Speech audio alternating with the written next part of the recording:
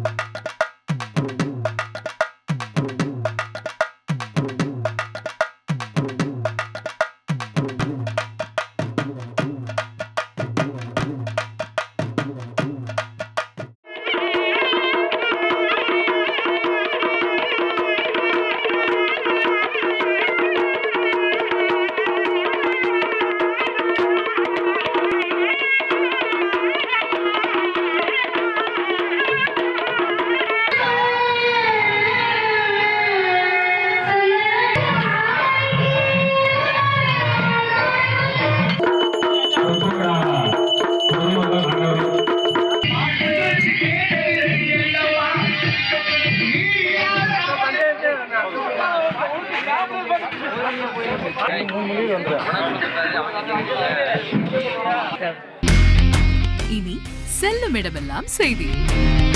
தந்தை டிவியின் வாட்ஸ்அப் சேனலை ஃபாலோ பண்ணினா செல்ல இருக்கும் இடமெல்லாம் செய்தி.